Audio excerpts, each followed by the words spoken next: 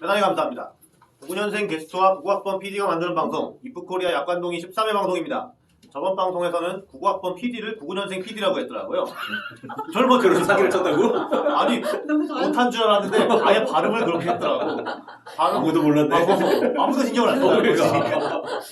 이번 방송은 추석 전 마지막 방송이겠습니다. 이번 추석에는 코로나 때문에 어디 가지 마라고 이러는 모양인데 코로나 하니까 지난 코로나 특집이 생각나네요. 노딱을 맞아보겠다고 코로나 특집 한 번 했는데 노딱도 못 맞았어요. 안 되나 봐. 노딱도 안 되나 우리 노딱도 안 돼. 건전한 방. 내용이 너무 건전해서 그런 것 같기도 하고 김포김 씨님이 너무 교육적인 데이터를 많이 넣어가지고 AI가 헷갈려서 그런 걸로 치면 될 것 같아요. 네, 게스트 오늘의 주제는 뭔가요? 네, 오늘은 4차 산업혁명 특집입니다. 네, 4차 산업혁명 좋은 말이죠. 코로나가 4차를 가면 큰일 나지만 산업은 4차까지 혁명이 됩니다. 뭐 술은 뭐 가끔씩 4차 갈 때도 있죠. 가끔이요? 오늘은 1차만 이렇게 술 얘기를 아까 썼는데 오는 길에 영신께서 이 말을 시험해 볼 기회를 주셨어. 그때 오신다고 했죠. 뭐 정화 온라인의 산업통상편에서도 상계동 만수르가 4차 산업에 대해서 얘기한 게 있습니다. 게스트는 그걸 봤나요? 네, 보고 왔습니다. 오늘 쉬는 진짜? 시간에 봤어요. 쉬는 시간에 교수님이 유튜브로 그거 보라고 했거든요. 딴 거 보라고 했는데 유튜브 그거 봤어요. 교수님한테 그걸 좀 보여줘야겠다. 너무 부끄러워서. 부끄럽죠? 우리 만수가 부끄러워? 아직 안 찍어요. 나도 부끄러워. 교수님 제 얼굴도 모르세요. 어쨌든 얼굴도 모르는데 어때? 그냥 그 교수님 채팅방 이런 데 메일로. 없어? 채팅방 이런 거 없어? 채팅방 있어요. 지금 거기다 그냥 던지는 거지. 111명 있는. 오, 그렇게 좋아. 던지라고. 그래. 아니, 딱 던지고 좋은 환경이네. 아, 죄송합니다. 그런 거 삭제를 하지 마. 사람들이 다음번에 그거 인증해갖고 와요. 아, 돼가지고 제가 던지고 죄송합니다. 좋았어. 이렇게 지저분하게 살자고. 어쨌든 만수르가 한 건 야매로 한 거고 오늘은 김포김 씨님이 추석 특집으로 4차 산업혁명에 대해서 또 엄청 준비를 해오신 것 같습니다. 이거 매주 하시다가 생업에 지장이 있는 거 아닌가 모르겠어요. 아주 김포김 씨님 가시죠.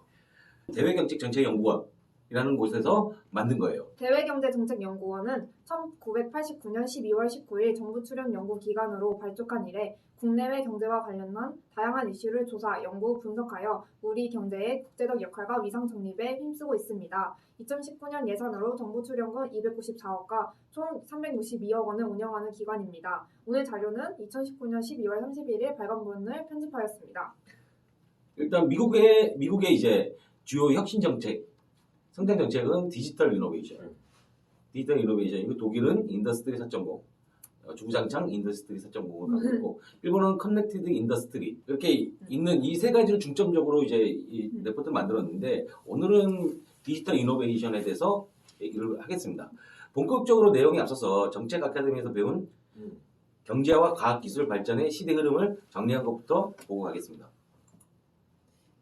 이게 이제 정책 아카데미에 오면 그 몇 가지 좀 핵심적인 그런 부분들이 있는데 그 중에서 요거는 이제 뭐 경제하고 여기는 과학 기술만 가지고 왔는데 정책 아카데미에서는 뭐 정치 그리고 철학 사상 이런 것까지 다 해서 좀 큰 틀에서 시대의 흐름을 보면서 이야기를 하는데 오늘은 이제 4차 산업혁명에 대해서 이야기를 하니까 그 전에 뭐 1차나 2차 산업혁명 혹은 산업혁명 이전의 시대에는 어떻게 뭐 지냈는가 이런 것들에 대해 기본적인 배경을 좀 이야기를 하고 시작하면 도움이 되지 않을까 해서 준비를 했는데 지금 그래서 이제 시대 구분은 고대, 중세, 근대, 현대 뭐 쭉 나눴는데 보면은 사실 이 근대 이전에는 이 왕이나 귀족들이 땅도 가지고 있고 사람들도 뭐 노예처럼 가지고 있었고 자본도 거의 다 가지고 있었기 때문에 사실상 경제적인 그런 것들을 할 게 없어요. 그러다가 이제 근세 시대, 르네상스 이제 왔다 갔다 할 때 요쯤에 상업 경제가 좀 활성화가 되면서 상업 자본가가 형성이 되게 되고 그래서 돈 많은 부자들은 도시를 사가지고 자유도시라는 걸 이제 만들기 시작해요.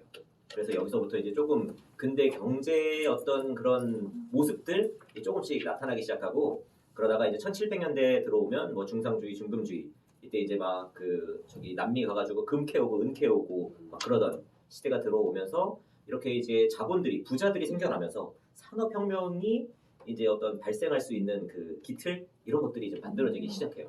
그러다가 이제 1800년대로 넘어오면서 본격적으로 이 경제학이라는 거 경제학의 아버지가 경제학이랑 안 친한데 음악의 아버지는 슈만? 브라마? 브라만? 요즘 바흐. 바흐. 경제학의 아버지는 아담 스미스. 아담 스미스. 맞아요. 아담 스미스. 아담과 이브 딱 아담 스미스 그 보이지 않는 손이야. 오 맞아. 그래서 그 아저씨가 이런 거 맞추고 좋아한다. 1730몇 년인가 그때 이제 그 국부론이라는 걸 썼어. 그러면서 이제 그 책으로 인해서 맞아. 이제 경제학이라는 게 태동을 했고 음. 이때서부터 본격적으로 그런 이야기를 하기 시작하는데 이런 이야기를 할 수 있었던 건 이제 18세기 후반 그때 1차 산업혁명 그리고 1800년 2차 산업혁명 요게 이제 나타나면서 땅이나 사람, 자본 이런 것들이 이제 본격적으로 그 일반 사람들도 가지기 시작하면서 경제적인 어떤 이런 활동들이 본격적으로 일어나기 시작해서 이런 경제학이 탄생할 수 있게 되었고 이때는 주로 이제 수력이나 석탄, 석유 같은 것들을 사용을 했었고 동력원으로서 그리고 이때 이제 과학적 사고들 발견과 발명이 이제 어마어마하게 이때 나타나기 시작을 하고 우리가 지금 많이 쓰는 뭐 전구나 전화, 라디오 같은 것도 이때 나오기 시작한 거고 그러다가 이제 현대로 넘어오기 시작을 하는데 1900년대 초가 되면 특히 이제 미국에서 재벌 기업들 이제 뭐 철강왕, 뭐 철도왕, 이런 석유왕, 뭐 이런 미국의 갖가지 왕들이 많이 생기고 이 사람들의 부가 지금 뭐 제프 베조스가 어마어마한 글로벌 부자인데 제프 베조스의 뭐 몇십 배 정도 되는 정도의 부자들이었다라고 해요. 그래서 이제 미국에서는 이런 독점이나 재벌 기업들이 어떤 경제 자체에 미치는 그 부작용 이런 게 너무 크다라고 해서 이제 독점 금지법 이런 것들을 이때 1900년대 초에 1800년도 말에 이제 만들어서 그 확립을 하기 시작하고 대중 자본주의 그러니까 일반 사람들이 주식을 보유하고 기업에 투자하고 어떤 자본 이득에 대해서도 일반 그 대규모 뭐 부자가 아니더라도 그렇게 투자를 할 수 있는 그런 것들이 확산되기 시작하고 생각보다 미국의 그 중앙이나 은행이라고 하는 FRB가 늦게 세워졌어요. 1913년 이때 세워져서 우리가 생각하는 것보다 금융 어떤 정책의 역사는 100년 남짓밖에 되지 않나요. 그리고 이때 이제 케인즈 경제학 우리가 이야기하는 거시 경제학도 1910년 20년 이때 생겨난 거고 경영학이라는 것도 이때 만들어졌어요. 그러니까 우리가 지금 너무 당연하게 받아들이는 것들이 생각보다 만들어진 지 얼마 안 됐어. 그리고 이때 1900년대 이제 중반 이전까지는 아날로그 기술들 또 전기 이런 것들이 좀 경제의 중심을 잡고 있었고 이때 그 호디즘이라고 하는 대량 생산이 처음으로 시작되고 이때 이제 생산 관리라는 것도 하기 시작을 했고 그러다가 1940년대 45년 그러니까 2차 세계 대전이 끝난 이후에 뭔가 이제 전 세계적으로 사람들이 그 전에는 힘센 놈이 다 모든 거를 좌지우지하는 구조였는데 이렇게 하니까 1차 세계대전, 2차 세계대전 하면서 너무 피해가 크다라는 걸 이제 깨닫게 됐어요. 그래서 IMF 가트라는 걸 만들어서 어떤 그 통화 환율에 대해서도 힘센 나라가 마음대로 못하도록 가트 체제라고 해서 이제 무역 같은 것도 뭔가 좀 국제적인 규제가 필요하다라고 해서 IMF 가트라는 걸 만들어서 이제 1, 2차 세계대전 같은 비극을 더 이상 만들지 말자라는 그런 어떤 움직임 같은 것들이 생겼고 이제 통화론, 그 밀튼 프리드먼 통화론 이런 이야기가 또 이때 나오기 시작했고 복지국가 이야기가 이제 2차 세계대전 이후에 생겨나기 시작해요. 전쟁으로 거의 그 대부분의 선진국들이 폐허, 미국을 제외한 대부분의 선진국들은 사실 전쟁터였어서 그런 나라들은 뭔가 국가가 국민들에게 이런 복지 혜택을 베풀어야 된다라는 그런 이야기들이 나오기 시작하고 이 케인즈 경제학, 거시 경제학이 국가론으로 이어지면서 이제 막 꽃을 피기 시작하죠. 그리고 이때 동시에 금융혁신, 금융국제화 같은 것들이 막 일어나요.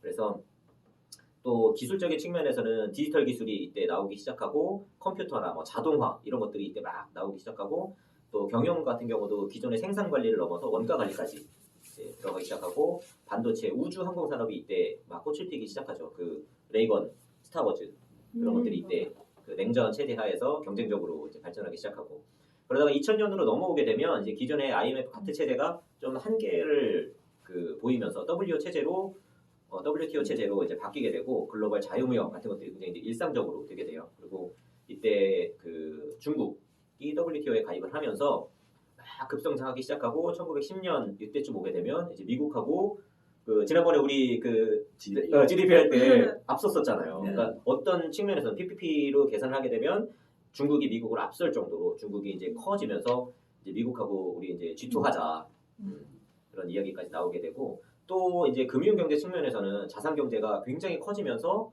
그 경제가 기존에 이제 생산 중심의 경제에서 자산 중심의 경제로 바뀌게 되고 그러면서 금융 위기가 이제 반복적으로 일어나기 시작해요. 닷컴 버블, 뭐 글로벌 금융 위기 이런 것들이 좀 반복적으로 일어나기 시작하고 대부분의 나라들이 2차 세계 대전을 겪은 이후에 베이비붐 세대가 있어요. 그러다 보니까 그 베이비붐 세대들이 거의 이제 은퇴를 하는 그 시기가 도래를 하게 되면서 저출산 고령화가 전 세계적으로 좀 인구 문제가 심각해지기 시작하고 또 2000년대가 이 IT 혁명이 시작됐던 데고 원자력, 뭐 전기, 신재생 에너지 이런 것들 나타나기 시작하고 또 인터넷 기술이 어떤 그 산업 기술의 중심으로 나타나기 시작하고 IT, BT, ST, RT, ET. IT는 뭐 우리가 아는 그 IT고, BT는 바이오 테크놀로지, ST는 이제 우주항공, 스페이스, R은 로봇이고, E는 에너지. 그래서 이런 다양한 분야의 새로운 신기술들, 특히 미국은 앞에서 이제 이야기가 나오겠지만 이 모든 산업에 정보 산업, 이 IT 테크놀로지를 접목해서 부가가치를 높이는 그런 쪽으로 이제 일어나기 시작하고 2010년 이후로는 이제 이 WO 체제 자체도 제대로 그 역할을 하지 못한다라고 해서 G20 그러니까 좀 부자 나라 20국가가 모여서 같이 이제 좀 서로 공조하면서 그 뭔가 좀 효율적으로 같이 그 만들어 나가자 국제 같이 만들어 나가자 그런 이야기를 하기 시작하고 또 2008년도 글로벌 금융위기 이후에 이제 비전통적 금융완화제 QE라는 걸 하면서 기존의 경제학 교과서에서 나오던 환경과 전혀 다른 이제 환경이 만들어져서 지금 어떻게 보면 경제학 교과서를 새로 써야 될지도 모르는 그런 상황이에요. 왜냐하면 기존의 교과서에서 이야기했던 것들 혹은 이야기하지 않은 것들이 너무 지금 이제 보편화된 이야기가 돼버려서 이런 것들에 대해서도 좀 뭔가 새로운 패러다임이 등장하지 않을까라는 그런 느낌인 거고 또 재정위기, 채무위기 이런 것들이 또 이제 부채에 대한 이야기들이 이렇게 나오기 시작하고 또 불평등이 우리나라에서도 뭐 헬조선 요새 얘기 잘 안 하는데 한동안 헬조선 이야기하면서 불평등이 굉장히 이슈였었고 근데 이게 우리나라만의 문제가 아니라 전 세계적으로 이런 문제가 좀 있었고 또 뭐 스마트폰이 나온 이후로 이제 이 스마트 혁명, 뭐 스마트 팩토리, 뭐 스마트 오피스, 스마트 시티 모든 거에 다 이제 스마트가 붙기 시작을 했죠. 그러면서 뭐 이제 위성이나 스마트 우주 기술 같은 것들 로봇 기술이 더 좀 정보화하고 접목되면서 본격적으로 이제 산업 민간 영역으로 넘어와서 응용되기 시작하고 또 스마트폰 드론 같은 것들이 좀 일상화되고 그래서 이렇게 좀 시대의 흐름에 따라서 경제 체제도 경제의 어떤 중심 뭐 키워드나 이슈 같은 것들도 좀 달라지고 거기에 따라서 과학 기술이나 뭐 에너지원 이런 것들이 쭉 바뀌어 오거든요.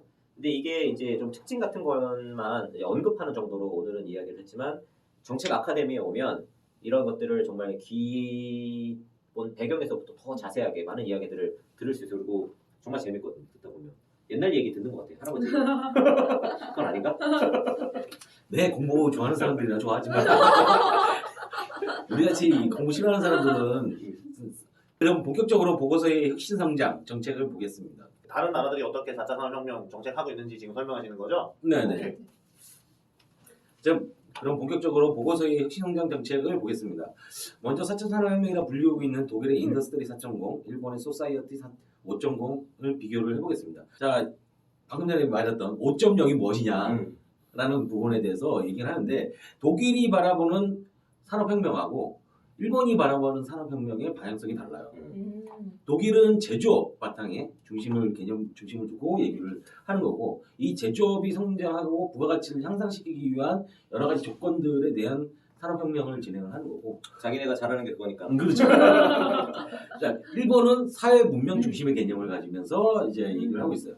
근데 앞에 전면에 내세우는 거는 사회 문명 중심이라고 하는데 배면적으로 다른 의도가 있어요. 다른 이유가 있어요. 그냥 위에 거 베끼면 아니요.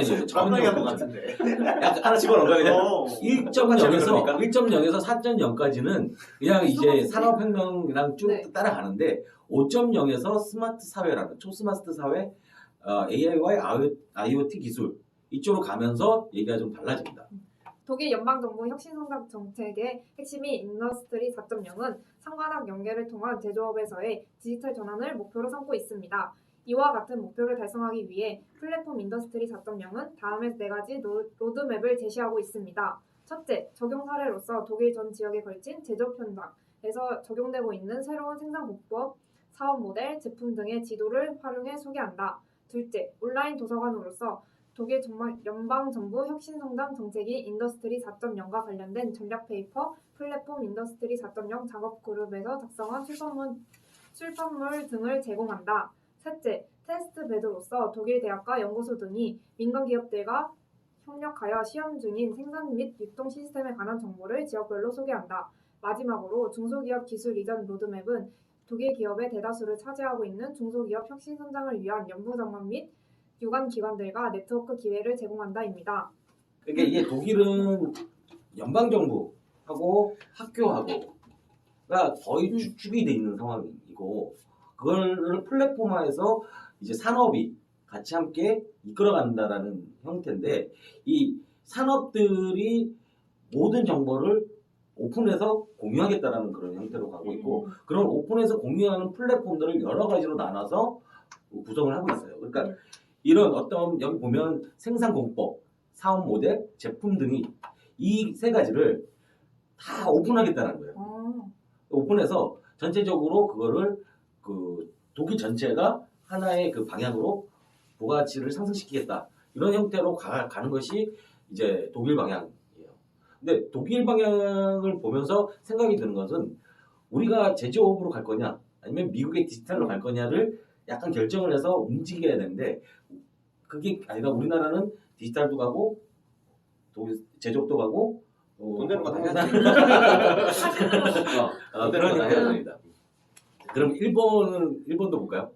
일본 내각부 제5기 과학기술기본계획에서는 2016년 2월 소사이어티 5.0 초스마트 사회라는 새로운 사회상을 제시하였습니다. 소사이어티 5.0의 세계는 IoT 등으로 수집한 빅데이터를 AI로 처리, 판단하게 하여 사람이 아닌 로봇과 같은 기계가 실행하게 하는 세계임을 강조했습니다. 과거 소사이어티 4.0과의 차별성을 21세기 원유라 칭하는 빅데이터의 활용에 두고 있습니다. 커넥티드 인더스트리즈는 소사이어티 5.0을 산업 분야에서 구현하기 위한 정책입니다. 2017년 10월 일본 경제 산업성이 5대 중점 분야를 선정했고 범부처적인 횡단 정책으로서 데이터 활용에 관한 시책들을 발표하면서 구체화되었습니다. 네, 일본을 보면 초스마트 사회라고 얘기를 하는데 초스마트 사회를 가고자 하는 가장 큰 이유 중에 하나가 고령화예요. 그러니까 고령화가 되면서 이 사람들의 생활을 유지할 수 있는 그런 쪽에 방향을 맞춰놨어요. 그리고 두 번째가 이 섬이 많잖아요.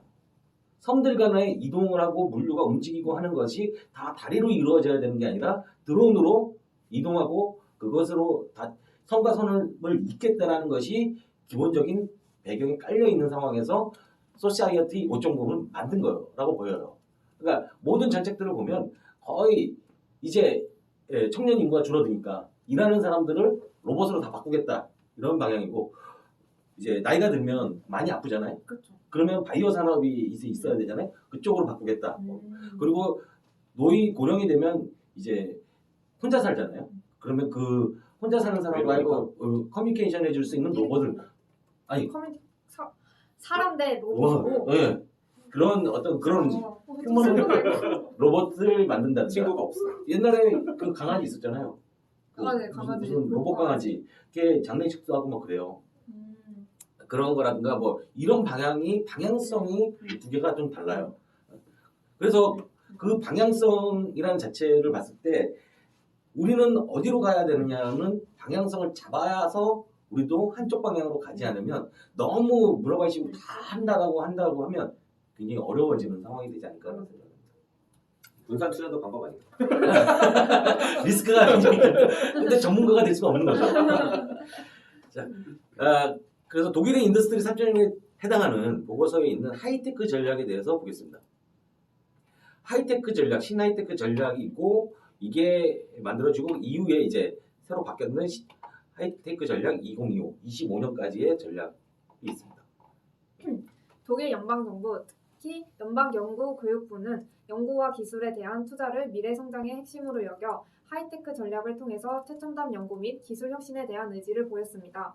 2006년에 처음 제시되었던 하이테크 전략은 시장 잠재력에 관심을 갖고 주요 기술과 선도적인 시장에 집중했다는 데 의의가 있습니다. 이후 2010년에 제시된 하이테크 전략 2020은 이전 전략과 비교하여 기후, 에너지, 건강, 모빌리티, 보안, 커뮤니케이션 등 사회적 변화에 관심을 갖고 진행되었다는 점에서 차이가 있습니다. 이에 비해 2014년에 제시된 신하이테크 전략은 왼쪽 도표와 같이 5가지 구성 요소를 구심점으로 이전 전략들을 신화한 연구혁신 정책이라고 적평했습니다. 이후 이 전략은 2018년에 보완되어 오른쪽 도표와 같은 분야에 2025년까지 연구개발 투자 비용을 GDP 대비 3.5%로 확대한다는 내용을 골자로 한 하이테크 전략 2025로 이어졌습니다. 하이테크 전략이 연구와 혁신 부분에 투자를 위한 정책의 일환이라고 한다면 인더스트리 4.0은 독일 전반의 혁신 성장 패러다임 변화라고 볼 수 있습니다. 제4차 산업혁명이라는 의미를 지닌 인더스트리 4.0은 독일뿐만 아니라 전 세계로 확대되어 큰 파장을 일으켰습니다.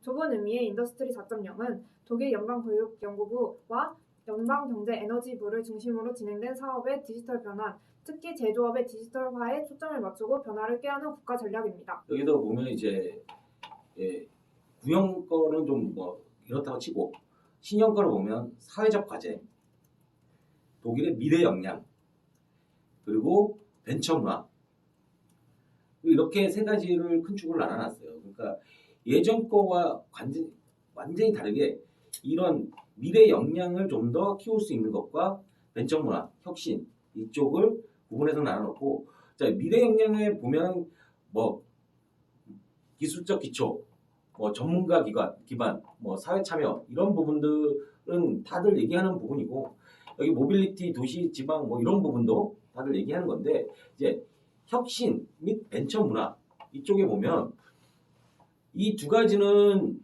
뭐 그럴 수 있어요. 근데 여기서 보면 그 기업 정신 강화라는 말이 있어요. 근데 우리나라의 정책에도 기업 정신 강화라는 말이 있어요.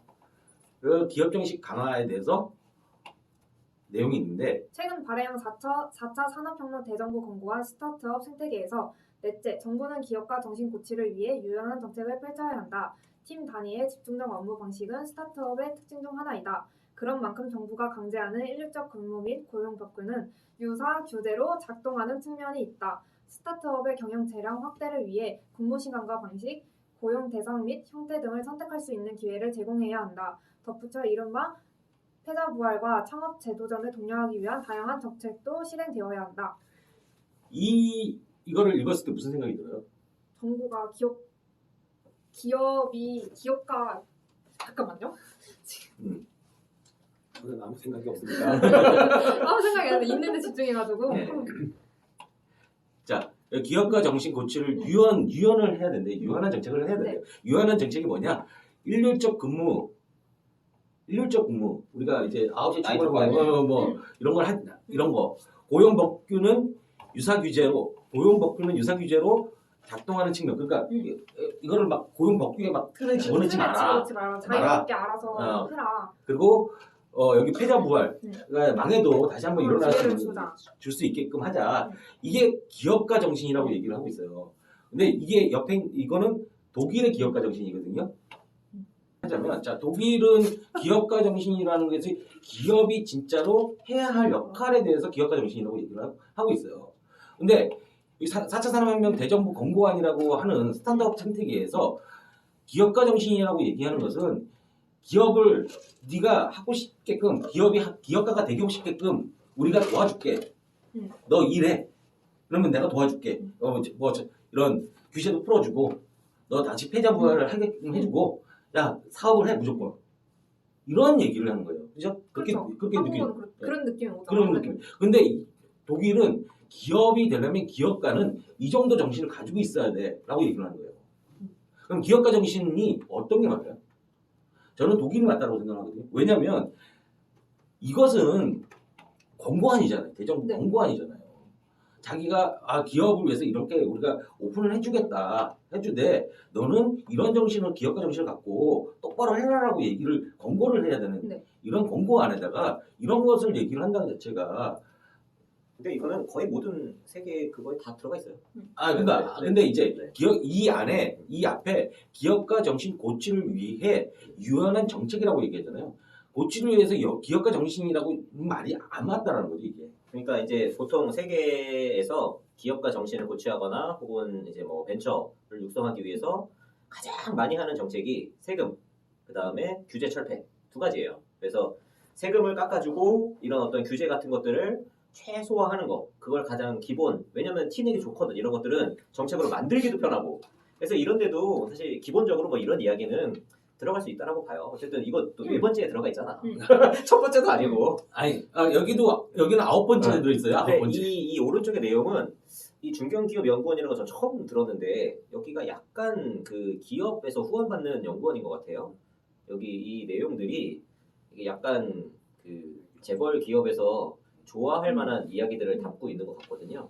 그래서 이제 그쪽에서 좀 후원을 받는 약간 좀 치우친 것 같은 그런 느낌이 들어요. 그래서 뭐 이제 참고는 하되 근데 제가 얘기를 하고 싶은 네. 부분이 뭐냐면 기업가 정신이라는 말이 없었으면 기업가 정신이 아니라 기업을 만들기 위한 뭐 기업을 우리가 그 새로운 형태의 기업을 만들기 위한 창업을 위한 그런 것을 위한 뭐 정책이라고 하면 얘기가 달라졌을 거예요. 근데 사실 우리나라는 기업가 정신하면 뭔가 이제 모험, 벤처 이렇게 좀 생각하는데 사실 기업가 정신은 그냥 내가 돈을 100원 투자해서 1,000원 벌 수 있는 기회를 적극적으로 활용하는 거. 이게 그냥 우리 소위 이제 속된 말로 장사꾼. 그게 기업가 정신이에요. 근데 우리나라는 이거를 뭔가 좀 기업이라는 단어를 쓰면 장사꾼은 좀 저급한 거고 기업가 정신하면 뭔가 조금 있어 보인다. 이런 걸로 생각하는 게 있는데 기업가 정신은 그냥 장사꾼하고 동일해요. 그러니까 이상도 이하도 아니야. 장사꾼하고 동일하니까 네. 독일에서 얘기하는 것은 장사꾼하고 동일하니 그것의 한계는 여기까지는 최소한 해야 된다라는 게 기업가 정신인 네네네. 거고 우리는 장사꾼하고 동일하니까 프리하게 풀어줄게 너 해. 이건 이 얘기잖아요. 프리하게 풀어주는 게 맞느냐? 저는 이거는 좀 아니라고 생각을 하거든요. 근데 지금 모르겠어요. 앞으로는 이제 어떻게 바뀔지 모르겠는데 전 세계적으로 산업을 육성한다라고 하면은 가장 처음에 나오는 게 세금, 규제, 철폐. 세금한테 그 규제 철폐 하는 부분이 규제가 지금 보면 고용이라든가 그리고 다시 패자부활한다든가 이런 부분이잖아요.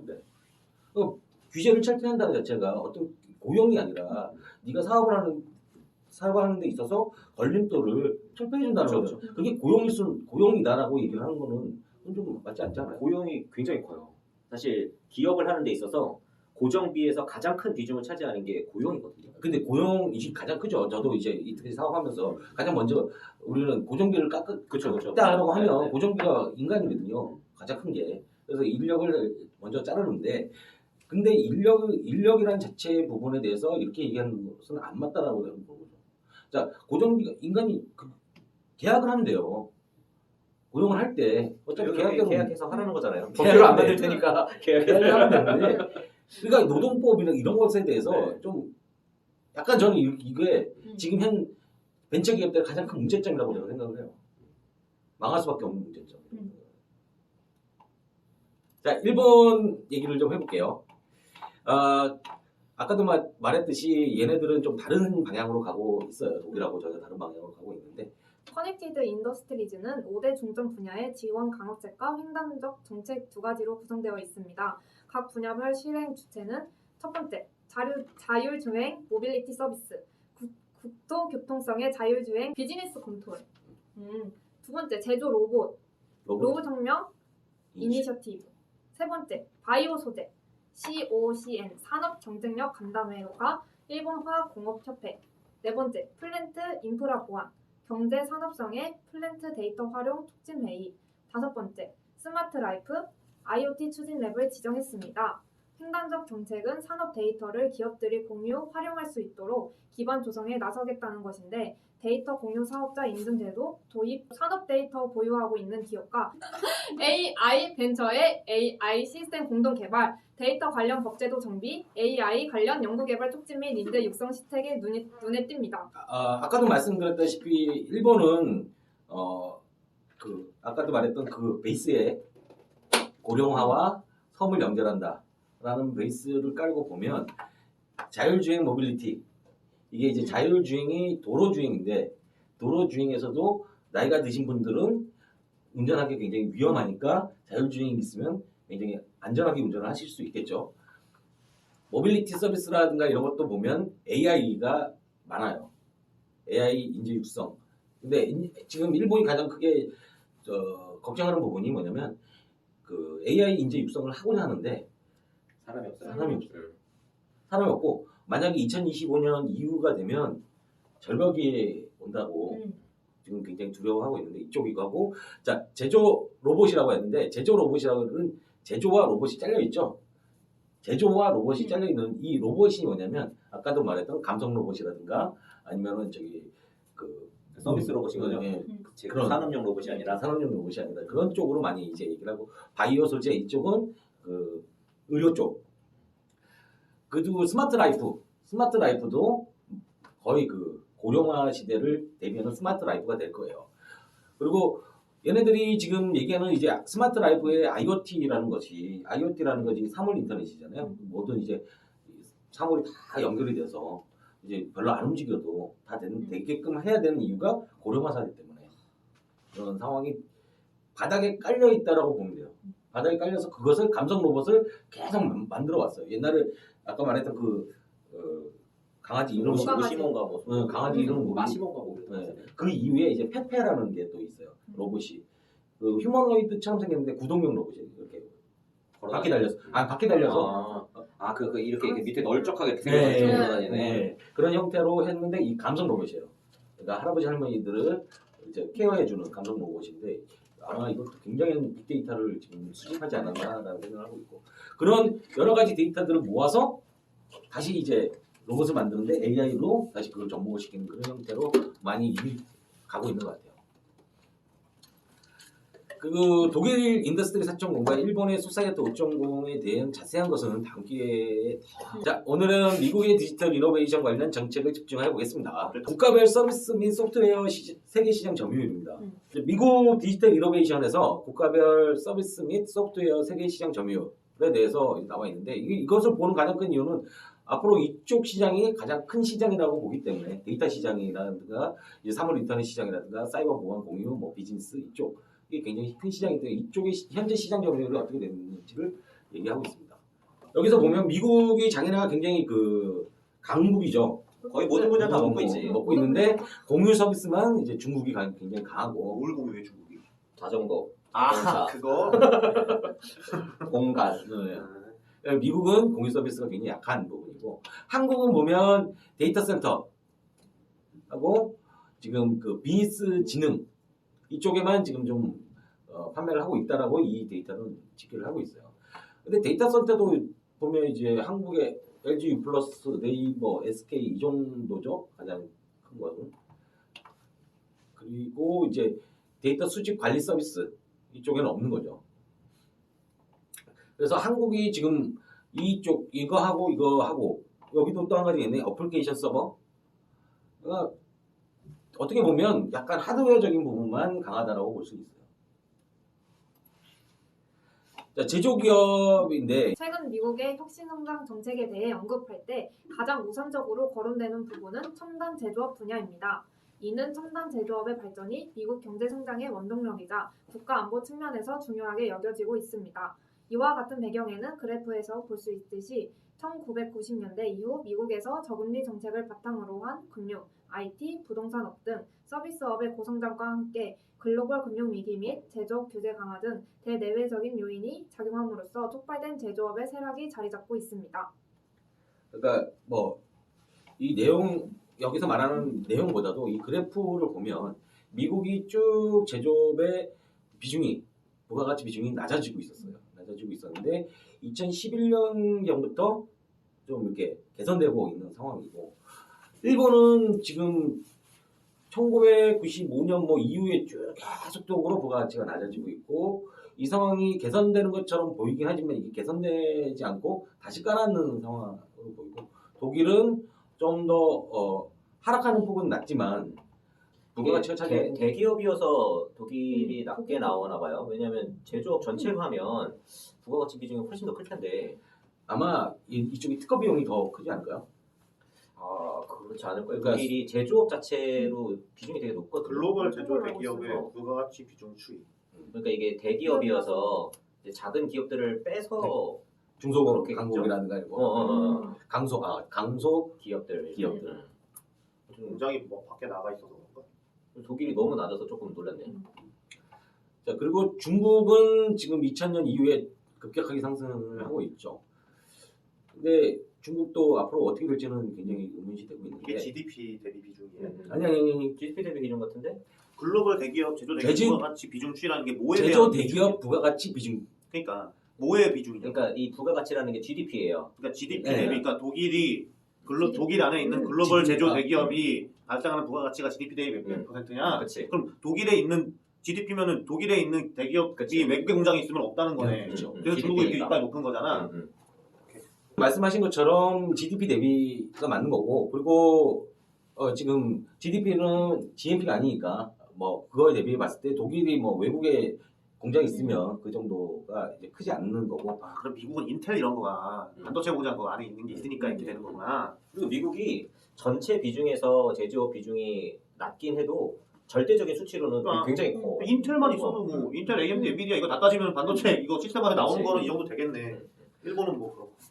그리고 그 외에도 이제 미국에 팔아먹기 위해서 미국에 들어가는 제조업들이 많으니까 그런 것들이 차지하고 있는 거죠.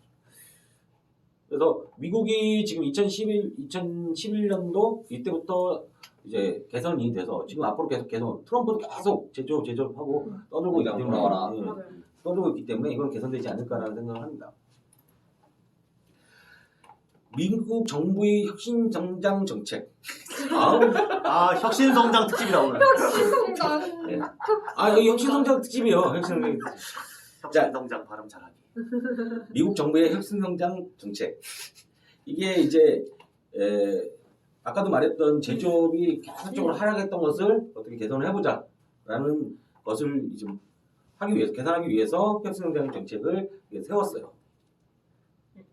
제조업 침체 위기를 극복하기 위해 오바마 대통령은 2011년 첨단 제조업 파트너십 정책을 발표하고 기존의 연방 기금 중 5억 달러 이상을 해당 정책에 지원하기로 하였습니다. 또한 오바마 대통령은 AMP 정책의 일환으로 2013년 1월 국가 제조업 혁신 네트워크 정책을 발표하고 민관학부문 간 협력을 통해 새로운 제조 기술 및 신제품 개발과 상업화를 촉진하기 위한 제조혁신연구소 설립을 지원하였습니다. 이에 반해 2016년 말 대선 기간 중 과학기술 분야에 관한 별다른 공약을 제시하지 않았던 트럼프 대통령은 2018년 10월 첨단 제조업에서의 미국의 리더 유지를 위한 전략을 발표하면서 다시 한번 미국 제조업의 부활을 꾀하고 있습니다. 또한 트럼프 행정부는 오바마 대통령이 시행한 AMP 정책의 일환으로 추진된 Manufacturing USA 프로그램을 통해 제조기업 대상 연구개발 투자 및 핵심 인력 양성에도 힘을 쏟고 있습니다. 구체적으로 Manufacturing USA 프로그램 산하연구소는 미국 제조기업들이 진행하고 있는 270개 이상의 연구개발 프로젝트에 자금을 지원하고 있으며 전체 참여 회원 기관 수는 1,300여 곳에 달합니다. 이제 미국이 혁신성장 정책에 이제 보면 거의 대부분 이제 데이터 쪽, 네트워크 쪽, 통신 사업 이쪽에 거의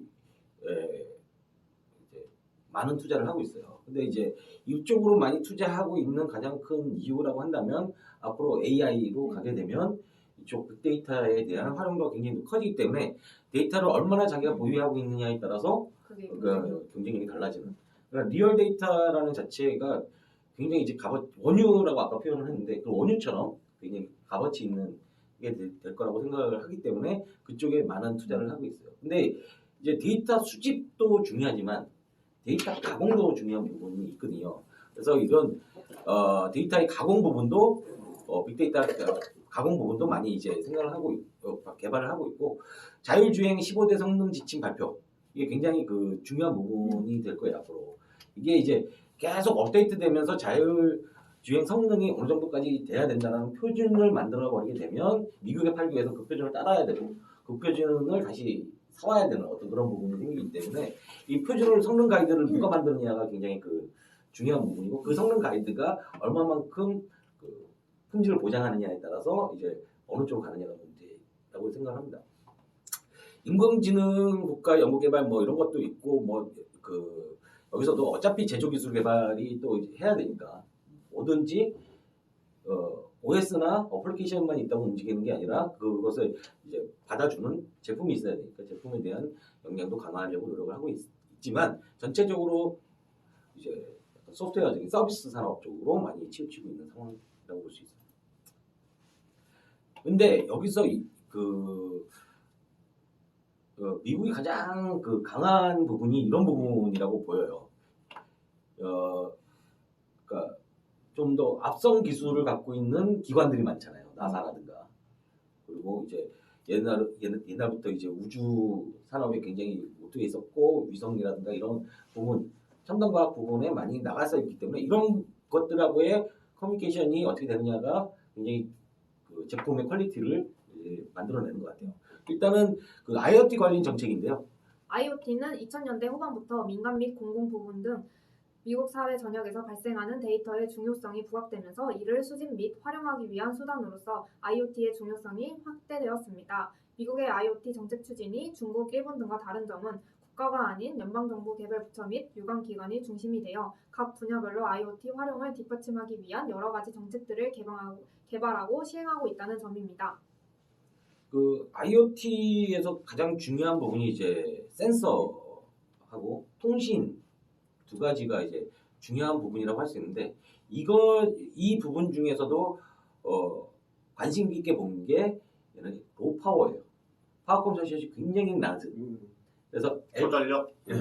LPWAN이라는 어떤 그런 이제 그 체계를 만들어서 플랫폼을 만들어서 그쪽에 이제 많이 쓰고 있는 게 로라라든가 뭐 이런 건데 그 국토안보부에서 얘기하는 이런 그 홍수 취약 지역 모니터링 이런 부분들이 거의 그 센서를 하나 놓고 통신을 통해서 그러니까 선을 까는 게 아니라 다 무선 통신을 이용해서 전달을 받기로 예전에 내가 들었던 것은 이제 맨홀 뚜껑에다가 하나씩 붙이는 형태로 오. 얘기를 하고 있었어요.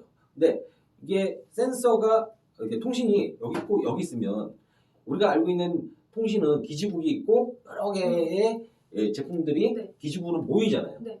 근데 이게 멀리 있으면 이 기지국에 도달하기 힘들어서 여기다가 다시 또 다른 기지국을 하나 더 만들어야 되잖아요. 이런 형태가 아니라 기지국을 이런 식으로 두는 거예요.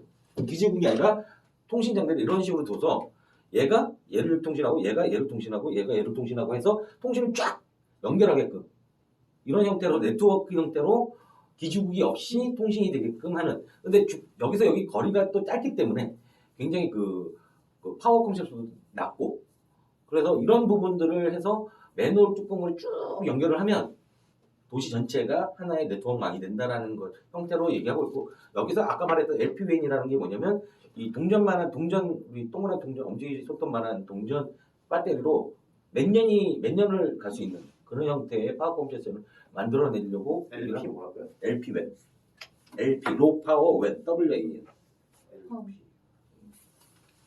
그런 형태로 많이 얘기를 하고 있고 그게 또 실현 가능했던 가장 큰 이유가 뭐냐면 우리가 지금 반도체가 굉장히 미세 공정으로 가고 있잖아요. 네. 미세 공정으로 간다는 것은 부품이 점점 작아진다는 얘기거든요. 부품이 작아진다는 건 그만큼 전력 소비가 줄어든다는 얘기예요. 저항이 적어지면서 전력 소비가 줄어든다는 얘기이기 때문에 그런 식으로 점점 작아지는 것이 가능해지는 사고가 돼서 이것이 좀 더 빠르게 앞으로 갈 수 있는 산업이지 않을까라는 생각을 합니다. 우리가 이제 강아지가 여기다가 뭐 추적기를 하나 달아놨어. 여기 강아지가 나갔어. GPS를 우리는 생각을 하잖아요. 네. 근데 GPS를 받으려면 굉장히 커야 돼요.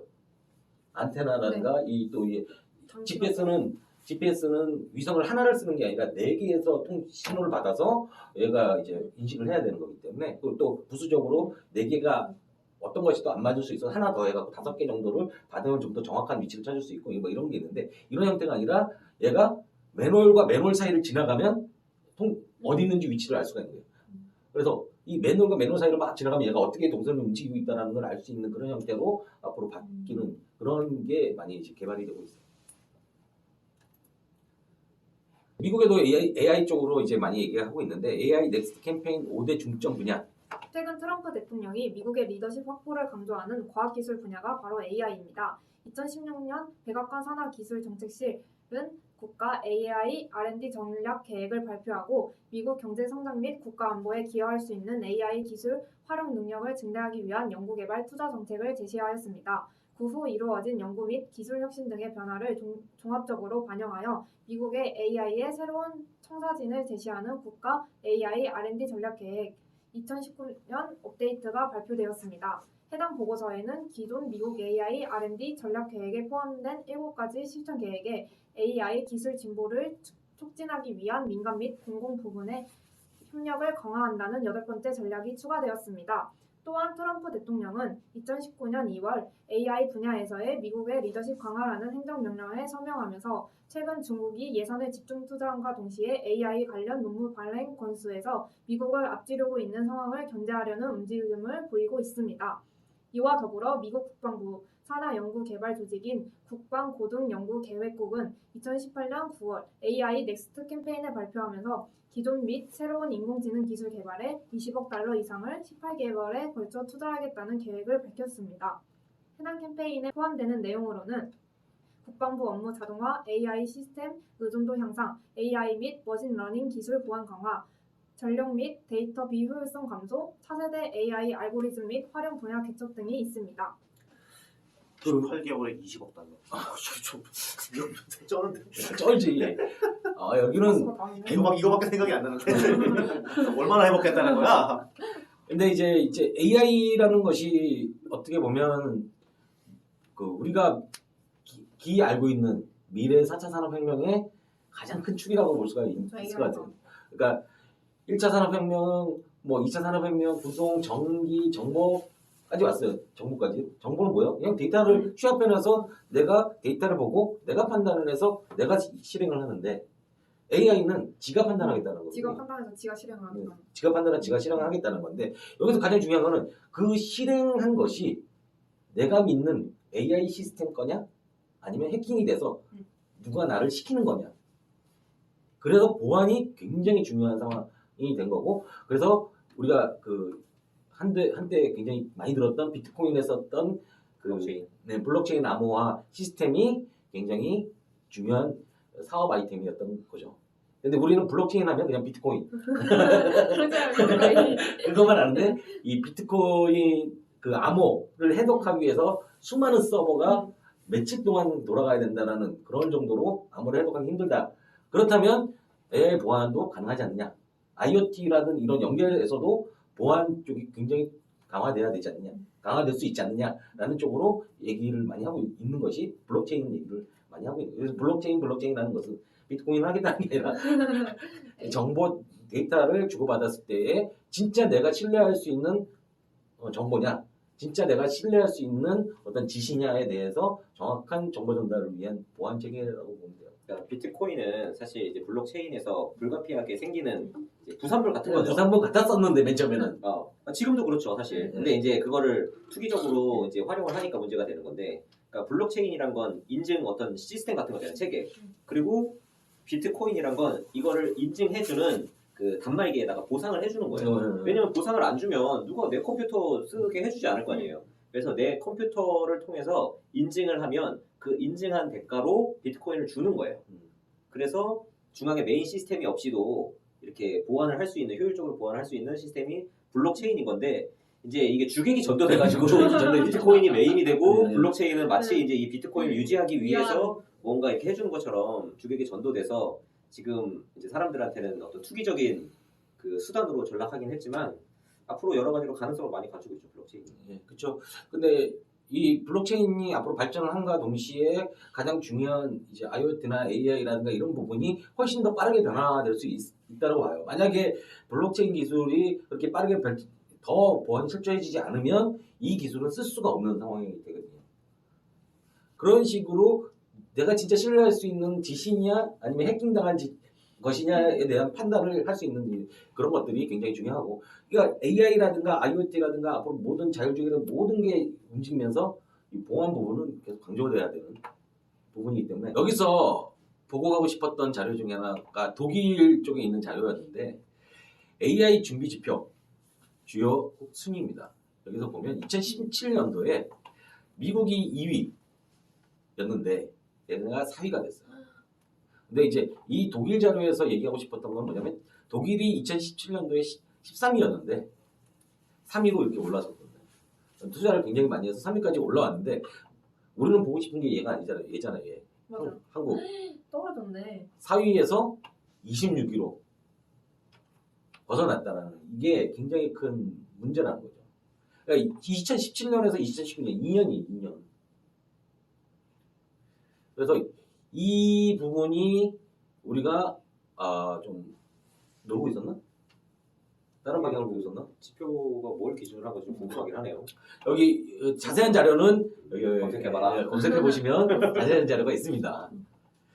근데 이 자료에서 우리나라에서 이제 작성한 자료고, 근데 독일 파트에 있어서 이게 자기네는 독일을 얘기하고 싶었는데 눈에 확 들어오는 게 한국이 7.8에서 6.8. 10점 만점에 7.8에서 6.8이면 78점에서 68점으로 내려가는 10점이나 깎였네. 예. 이 부분이 좀 앞으로 우리가 좀 고민해야 될 상황이라고 생각합니다. 아까도 말했듯이 AI는 어차피 가야 되는 상황이고 AI가 갈 수밖에 없는 것은 우리가 그러니까 10년 넘게 취득해야 될 경험치를 얘는 단 몇 시간의 경험 취득할 수 있거든요. 그렇게 되면 앞으로 점점 더 많이 벌어지지 않을까라는 생각합니다. 갑자기 싱가포르가 1등이 된 건 뭐야? 그 부분도 상당히 자 민간 주도형 혁신인데 그러니까 미국은 거의 민이 주도를 하고 정부는 지원을 한다. 정부는 쩐주죠, 쩐주. 쩐주 중에서도 아주 파워풀한 쩐주죠. 팍팍 써대니까. 미국의 혁신 성장 패러다임은 민간 주도형 혁신으로 잘 알려져 있으나 그에 따른 혁신 성과는 미국 연방 정부의 혁신 성장 정책과 관련 기술 주도 기업들이 추진하는 전략들이 연계되어 달성한 결과입니다. 거대 IT 기업들이 디지털 플랫폼을 구축할 수 있었던 기반으로는 모바일 OS를 통해 구현되는 모바일 플랫폼을 중심으로 조성된 모바일 생태계를 꼽을 수 있습니다. 또한 이러한 모바일 생태계 내에서 다양한 모바일 플랫폼 간 경쟁이 가능해진 것은 스마트폰의 성공 및 그로 인한 스마트폰 이용자 수의 폭발적인 증가에 기인한다고 할 수 있습니다. 이와 같은 스마트폰 시장의 폭발적인 성장 배경은 기존의 2G와 3G 시장에서 각각 유럽과 일본에 선점 기회를 내주었습니다. 이에 미국은 연방통신위원회를 통해 AT&T 및 베라이즌 같은 베라이즌 같은 통신 사업자들에게 4G 서비스를 추가 대역폭에 대한 라이선스를 적극 개방하였고 4G 네트워크 확장을 촉진할 수 있는 제도를 정비하였습니다. 초기 모바일 생태계의 주요 플랫폼으로는 노키아의 신비안, 윈도우즈 모바일, 블랙베리, 웹OS, 리눅스 기반 플랫폼, 애플의 iOS와 구글의 안드로이드가 있었습니다.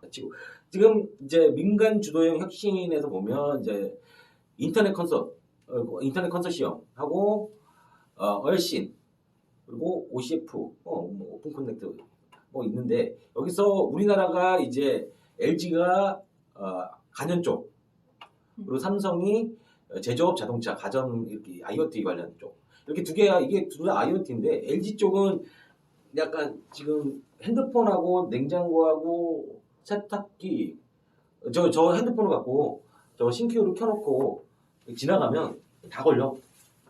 기기들을 기기. 연결할까요? 다 걸려. 신기하다. 우리 집에서 몇 개 걸리는데 남의 집 거잖아. 근데 그런 식으로 연결을 해서 이제 제어를 할 수 있는 형태, 그 상태를 확인하고 그런 상태로 얘기를 하고 있는데 삼성 거는 솔직히 못 봤어요. 삼성 뭐가 있는지. 난 LG에 관심이 많아서. 보고 싶은 것만 보니까. LG는 그 프리미엄 가전, 프리미엄. 네. 시그니처와 맞아요. 오브젯 뭐가 다를까요? 잘 모르겠어요. 네, 둘 다 비쌉니다. 둘 다 비싸다는 걸 알아서 못 사서 모르겠어요. 그러니까 시그니처는 진짜 백색 가전의 초프리미엄이고 오브제는 가전의 가구화 형태로 가고요. 그래서 둘이 분위기가 완전히 다른 거죠. 둘 다 비싸긴 비싸다. 비싸죠. 나는 못 사요. 저도요. 약간 그렇고 이런 곳에도 얘네들이 그 신경을 많이 써서 이렇게 컨소시엄을 만들어 놓고 이렇게 같이 움직일 수 있도록 으쌰으쌰 해주고 지원해주고 하는 그런 형태가 되는데 우리나라는 이제 뭐 이거는 번외 얘기지만 LG 삼성은 맨날 싸우죠. 우르렁대면서 이거 내꺼. 왜 요새 만났는데? 그거 배터리 때문에 세 명이 만나보고 배터리 때문에 세 명이 만나서 얘기한 거잖아요. 현대 너네 우리가 밀어줄게 뭐 이렇게 얘기한 건데 결국은 세 배터리 회사가 각 다른 방식의 배터리를 지금 만들겠다고 또 다른 방향으로 가고 있잖아요. 뭐 좋아요. 어느 쪽이 이기든 이기면 되니까 그런 식으로 지금 가고 있고 얘네들은 약간 좀 많이 화합해서 하는 것 같아요. 돈을 줘서 그런 뭐 어디나 다 비슷한데 사실 미국 같은 경우에 민간 주도형 혁신이 되는 이유는 혁신이 이제 공공부문에서 일어나기가 어렵기 때문에 그래요. 이제 어느 정도로 미국이 민간 주도로 바뀌었냐면 다르파나 나사에서 어떤 혁신을 연구했으면 좋겠습니까를 공모할 정도로 이제 혁신 역량이 떨어진 거예요. 예전에는 이런 거를 개발해보자. 어떤 분야에서 이런 기술을 만들어보자. 이런 것까지 그래도 했었거든요. 또 그 전에는 아예 공공 영역에서 그런 연구를 했었고 근데 지금은 이런 연구는 이제 아예 하지도 못하고 뭐 특정 원하는 기술이 있으면 이런 기술 할 수 있는 기업이 있으면 들어와 정도까지도 했었다가 지금은 뭘 하면 좋을까요? 이거를 묻는 정도까지 바뀌었거든요. 지금 그런 문제가 가장 심각하게 보이는 나라가 일본이거든요. 옛날엔 일본에는 최신 가전제품들이 있잖아요. 네네. 최신 가전제품을 맞추기 위해서 최신 부품을 만들어요. 가전회사가 디자인을 하면 그 디자인에 맞는 부품을 디자인해서 새로운 부품이 나오면 그게 월드와이드를 또 제휴했어요. 그러니까 가전만 제휴한 게 아니라 가전에 들어가는 부품까지도 월드와이드를 제휴하면서 반도체 시장에서 굉장히 큰 파워를 됐으니까. 파워를 했었는데 이제 월드와이드 선두에 있는 가전이 없다 보니까 가망했죠. 가전이 없다 보니까 어떻게 돼요? 부품에서도 없는 거예요. 이제 소니 그 시모스만 남았죠. 시모스도 이제 삼성이 또 한다고 하니까 모든 기업들이 항상 얘기하잖아요. 삼성이 들어오면 하지 말자 이렇게 얘기되거든. 근데 삼성이 이제 새로운 어떤 우리는 뭐 만약 80인치에서 100인치, 200인치를 만들겠다. 그러면 얘한테 어떤 만큼의 전력이 필요하고 효율은 몇 %까지 올려라라고 기준을 주면 그걸 하기 위해서 부품 회사들이 쫙 부품을 만들거든요. 그래서 이제 테스트를 해서 거기에 만족하는 회사가 선택이 되고 이런 형태로 가게 되면 점점 그거에서 들어간 부품 회사들은 경쟁력을 가지고 다른 데서 팔아먹을 수 있는 그런 상황이 됐는데 일본이 거기에 싹 없어지면서 일본은 망해가고 한국은 앞서가면서 그것을 따라가는 그래서 한국에 이제 부품 회사들이 많이 일어나야 됨에도 불구하고 한국에서 못 일어나는 가장 큰 이유는 너무 이제 사이즈가 커져갖고 새로 기업을 만들어서 거기에 쫓아갈 수 있는 상황은 아니에요. 그러니까 이번에 작년에 이제 소부장 그 세 가지 문제가 생겼을 때도 우리나라가 안 했었던 게 아니라 옛날에 했었는데 그게 경쟁력이 없어서 다 이제 야 그만하자고 다 문을 닫은 상태에서 살아남은 회사들이 그거를 하고 있었고 그 걔네들이 또 그렇게 뭐 비싸거나 뭐 갑질을 하지 않았고 했기 때문에 사나 쓰는 게 생산성에 더 맞으니까. 맞으니까 했는데 이게 그런 상황에서 그걸 딱 끊어버리니까 어떻게 돼요? 급하면 야 우리 써줄게 만들어 이렇게 되면 만들어주는 사람 입장에서 써준다는데 무조건 만들어야지 하고 달려들어서 만들게 되는 그런 형태가 되는 거예요. 그래서 내가 보기에는 이런 형태 컨소시엄이든 뭐든 약간 좀 더 미래지향적인 어떤 그런 생각을 갖고 움직이는 것이 중요하다고 생각을 하고 자 여기서 보고자 하는 것이 이제 그 애플하고 연방 정부하고 얼마나 이 연결이 돼 있나라는 것이 이 도표에 나와 있는데 그냥 설명하시죠.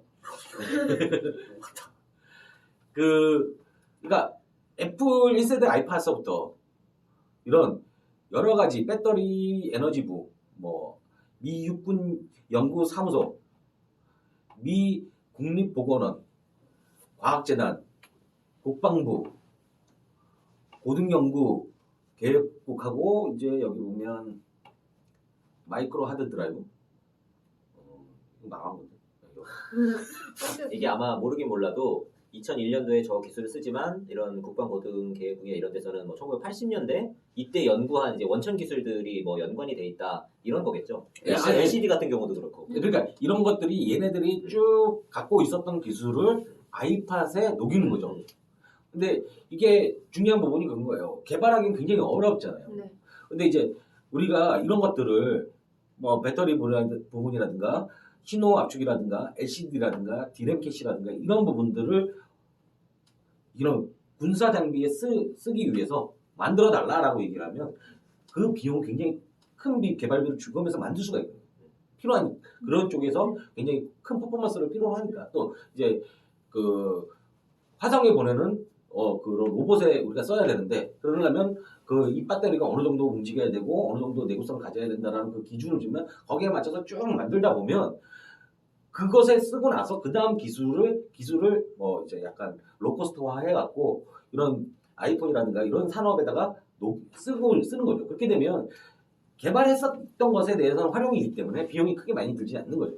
근데 이제 우리나라가 그걸 쫓아가려고 그러면 굉장히 많은 비용을 쏟아 부어야 되는 그런 형태는 아마 비용 쏟아도 안 될 거예요. 미국은 사실 이제 부잣집이잖아요. 부잣집이니까 별 쓸데없는 것도 다 개발을 해놓는 거야 일단. 일단 해놓고. 다 개발해놓고 그게 어떻게 우연히 얻어 걸려가지고 껴 맞춘 것 같아 약간. 조금 보고서가 유럽 입자 물리 연구소에서 HTTP, HTML 이게 무슨 뭐 아이팟에만 들어가 있어? 그러니까 굉장히 원천을 이렇게 폭넓게 잡아놨어. 그러니까 샘플을 갖다 놓고 있으면, 이걸 하나 갖다 놓고 여기에 들어간 기술이 어디 정부에서 나왔는지 다 때려 넣은 건데 그거의 샘플이 애플일 뿐이야. 예, 그러니까 여기서 미국만 이걸 한다는 뜻은 아니야. 그러니까 미국만 이렇게 한다는 뜻이 아니라 얘네가 얘기하고 싶은 건 애플이라는 자체에서 예를 든 거고 이 뒤에 이제 구글이고 뭐고 쭉 자료가 있는데 그 자료를 싹 덜어냈어요. 너무 많아가지고 덜어내고 미국에서 정부에서 개발한 기술이 민간에 이렇게 많이 들어가 있다. 많이 들어간다는 거죠. 근데 이제 그런 것들 우리나라가 쓰려고 그러면 라이센스 피를 내고 써야 되는. 한국은 그럼 없어요? 한국 막 삼성에 들어가는 국가적인 아니 지금 이런 맞죠. 것들을 다 지금 이제 특허가 다 있지. 인터넷 우리가 없지. 쓰잖아. 응. 근데 이게 이 자료가 그걸 끼워 맞추는 건데 무슨 미국 잡지겠지. 응. 그러니까 이제 여기 이제 들어가 있는 쭉 기술들 중에 다 삼성에서 쓰는 것도 있는 거죠. 근데 이걸 우리가 로열티를 내고 쓰냐 그냥 쓰냐 이 차이인 거지. IC 칩 이런 거 뭐 다 삼성이 만들잖아. 근데 특허 낼 때 줄 건 주고 안 줄 건 안 주고 다 한다 이거. 근데 우리나라에서 하면은 왜 미국에서 먼저 하겠지. 미국에서 먼저 해놨으니까 지네가 먼저 쓰다가 나이 넘어올 테니까 그 정도인 거야. 그래서 이제 뭐 쓰다가 넘어오기 때문에 시대가 좀 떨어진다든가 아니면 이제 넘어올 때 새로운 걸 쓰기 위해서 굉장히 라이센스 피를 많이 줘야 된다든가 반드시 퀄컴을 써야 된다든가 뭐 이런 그런 것에 제약이 걸려버리는 그렇게 제약이 걸리니까 반도체 장비를 우리가 반도체를 생산해도 미국의 기술을 쓴다고 해서 중국에 못 팔아먹는 그런 상황으로 걸리는 거죠. 그러니까 제약이 계속 걸리는데 그러면 이것을 언제 우리가 넘어갈 거냐 넘어설 수 있느냐도 지금 의문이 드는 거고 뭐 아까도 말했듯이 일단 부잣집이 따라가기는 굉장히 힘든 거죠. 할 수 있는 거에 집중해야지. 괜히 쟤네는 저렇게 하는데 우리도 저렇게 하자 이렇게 했다가. 독자적으로 만들었다가 망한 게 여러 개 있죠. 아, 여러 개 그렇지. 있죠. 독자적인 게 꼭 좋은 게 아니야. 더 먹어 살아야 될 게 있는 거야. 어. 윈도우 만든다고 막 티맥스부터 해가지고 삼성 뭐 바다 또 뭐 있었죠? 타이젠 다 말아먹었잖아요. 그치. 독자적으로 하는 건 그냥 그거는 고용 창출일 뿐이야. 전혀 아니 옛날부터 그 삼성이 SSD 하면서 지금 굉장히 롤러랄라 하고 있는 것 중에 하나가 뭐냐면 옛날에 그 하드디스크 할 때 서버 하드를 만들려고 그렇게 노력을 했는데 결국 못 만들었거든요. 근데 요즘은 서버 SSD 팔아먹으면서 굉장히 그 옛날의 서름을 많이 걷어내고 있죠. 그런 것들이 좀 앞으로도 우리나라도 뭐 근데 우리나라는 응용 기술이 훨씬 뛰어나니까 그쵸? 응용 기술 어떻게 이것을 제품화하느냐 부분을 좀 더 고민을 해서 가는 것이 오히려 맞지 않을까라는 생각을 하기 때문에 좀 더 방향성을 바꿔서 얘기를 생각을 해야 되지 않을까라는 아까 미국도 그렇고 뭐 독일도 그렇고 일본도 그렇고 자기네가 가야 할 방향을 딱 잡아서 그 방향을 부수적으로 뭐가 필요하다는 생각을 하는 거잖아요. 그래서 이제 이게 이제 미국이 4차 산업혁명에 대한 얘기인데 디지털 플랫폼 분야에서 이런 뭐 여러 가지가 엮여 있다라는 얘기고 이 옛날에 2006년대에서는 엮여 있는 네트워크가 막 크지 않았는데 이게 2006년, 7년, 8년, 9년, 10년 단 4년 만에 이 정도로 많은 기업들이 엮여 있다. 그러니까 얘네들이 다 엮여서 하나로 움직이는 거지 독자적으로 움직이지 않는다라고 하는데 모바일 플랫폼을 채택한 기업이네. 이 가지가 기업이고 네, 중간이 플랫폼이야. 예, 플랫폼이고 이 가지들이 이렇게 많이 연결이 됐다라는 거죠. 그러니까 근데 이제 미국 2010년 거예요 이게? 네. 지금은 완전히 다르지. 완전히 다르지. 이거를 그러니까 이제는 뭐 저 네트워크를 그리기도 힘들 정도로 굉장히 많아졌는데 이제 없어지는 회사들도 있죠. 뭐 블랙베리라든가 이런 거는 뭐 거의 막한 거고. 근데 이제 얘네는 이제 디지털 이노베이션으로 가면서 우리가 잘할 수 있는 어떤 그런 부분에 대해서 좀 더 생각을 하는 거고 거기서 민간에서 움직이는 것과 정부에서 움직이는 것에 대한 명확한 그러면 정부는 진짜 돈을 대주고 민간에서 서로 기업들끼리 그거 새로운 아이템을 내고 거기에 대한 표준화 작업을 하고 그러니까 옛날에 제가 이제 협회라고 했던 거는 이제 하드디스크도 그런 기술 협의회 같은 게 있었거든요. 근데 이제 앞으로 하드디스크 기술이 어떻게 바뀔지 모르겠지만은 그런 형태의 협회 조직들이 모여서 얘기를 해버리면 그게 표준화가 되고 그것들이 각 제품들이 나와버리니까 새로운 신생 기업들이 거기에 진입을 할 수 없는 그런 또 악영향도 있거든요. 그러니까 새로운 벤처 기업이 진입을 하려고 해도 진입 장벽이 너무 높아서 이제는 새로운 뭐 벤처 기업이라고 할 것도 없는 앞으로 진짜 뭐 100가지가 나오면 99가지가 깨져요. 뭐 한 가지 두 가지 정도가 뭔가 새로운 아이템이 나오긴 하는데 그거는 진짜 미미하고 전부 다 이제 그런 형태로 가고 또 한 가지가 뭐냐면 좀 벤처기업들이 좀 키워놓으면 대기업들이 다 인수해버리는 그걸 목적으로 사실 기업을 만드는 거죠. 그런 엑시트가 사실 그 꿈이잖아. 그렇진 않아요. 그렇진 않아요. 그렇진 않아요. 그거를 진짜 자기가 한 획을 긋고 싶다라는 생각을 하는 사실은 보면 요새 그 연쇄 창업자들이 많거든요. 미국도 그렇고 특히 이제 이스라엘이 그런 게 엄청 많은데 그 굉장히 원천 기술을 가지고 딱 사업화만 해서 팔고 그걸로 다시 또 다른 기술을 개발해서 사업화해서 팔고 그러니까 아예 이제 큰 기업을 만드는 게 아니라 이스라엘은 거기에만 좀 특화가 되어 있더라고요. 또 미국 안에서도 그 일론 머스크도 그렇잖아요. 뭐 페이팔 이전에도 여러 가지 창업을 했었고 페이팔로 이제 종잣돈을 마련한 다음에 테슬라의 뭐 스페이스X의 연쇄 창업을 쭉 하고 있잖아요. 물론 이제 일론 머스크가 완전 레벨이 달라졌으니까. 그러니까 근데 우리 이제 창업을 하는 사람 입장에서 보면 굉장히 그 진입장벽이라는 자체가 높고 또 한 가지가 뭐냐면 그게 그런 어떤 뒤에 배경이 없으면 실질적으로 인정받기도 힘들죠. 굉장히 힘든. 근데 이제 이 최근에 와서의 이 독과점의 문제가 다른 측면이 있는 게 뭐냐면 예전에는 기업이 기업을 인수함으로써 시장에 이제 어떤 주도적인 점유자, 시장 점유를 점유함으로써 이제 독과점이 형성이 됐다라고 하면 지금은 기술에 의해서 독과점이 되는 경우가 굉장히 많아요. 그럼 이런 경우는 어떤 기술을 개발하지 못하게 해야 되는 건가, 사용하지 못하게 해야 되는 건가? 이게 조금 예전하고 접근 방식이 달라졌거든요.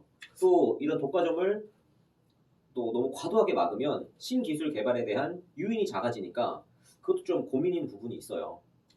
그러니까 이제 그 보상이라고 해야 되나? 네. 사업을 해서 돈을 벌 수 있는 확률이라고 해야 되나?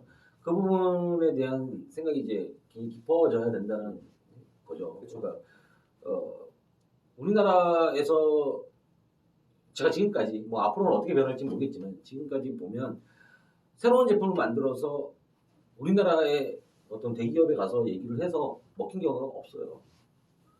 가장 제가 기억에 남는 게 그 에어백 그 기술을 만들었던 그 사람도 우리나라 사람인데 우리나라 자동차 회사에서 아무도 신경을 안 써서 그 사람이 어쩔 수 없이 외국에 나와서 외국에서는 그걸 채택을 해서 거기에서 그냥 특허가 넘어가는 그런 상황이라든가 그런 식으로 새로운 제품에 대한 사람들이 필요로 해서 만드는 사람도 항상 나 혼자가 아니라 여러 사람이 필요할 것 같다. 어느 정도 실용성을 보고 만드는데 그것을 봐주지 않는 그런 기술은 야, 다른 데 외국에서도 안 쓰는데 야, 선진국에서 안 쓰는데 쓰겠어? 라는 그런 시각으로 보는 것을 좀 벗어나서 새로운 시각으로 봐준다면 우리나라도 혁신 기업이 많이 나오지 않을까. 아까 같은 진입장벽이라는 부분도 어떻게 보면 누가 어떻게 그것을 평가를 해주느냐 굉장히 큰 차이가 있거든요. 근데 미국도 지금 벤처 분야에서 가장 큰 문제 중에 하나로 지적되는 게 시드머니를 그 투자받는 게 너무 어렵다라는 거예요. 심지어 미국에서조차도 그런 기술에 대한 초기 투자가 일어나지 않아서 그게 문제다라고 지적할 정도니까 사실 우리나라에서 그런 어떤 기술에 대한 투자가 적어서 이게 너무 문제다, 우리나라 고질병이다라고 이야기하는 건 조금 기술에 그 투자를 받기 어렵다는 것보다 그 제품을 바라보는 그러니까 상품 이 개발된 제품을 바라보는 시각 자체가 제품의 효용성을 보느냐? 그러니까 우리나라에서는 아직까지 그런 어떤 좀 첨단의 제품을 그것도 중소기업이 만든 첨단의 제품을 받아줄 수 있는 환경 자체가 안 되는 거죠. 네, 그만큼 그 리스크를 감당할 수가 있는 환경이 아닌 거예요. 네, 그래서 그 부분에 대해서 앞으로 좀 고민을 해야 되지 않느냐라는 생각을 해요. 자, 오늘 여기까지입니다. 네, 혁명적인 자료였습니다. 게스트, 개저씨 EBS에 보면 4차 산업혁명 시대 우리의 먹고 사니즘을 해결하기 위한 방법이 나오죠. 그게 뭔가요? 네, 시민주도 정치 물갈이 신신 프로젝트입니다. 그러려면 어떻게 해야 되죠? 이프코리아를 열심히 장사해야 합니다. 네, 장사합시다. 모두들 추석 잘 보내시고 10월에 뵙겠습니다. 대단히 감사합니다. 감사합니다.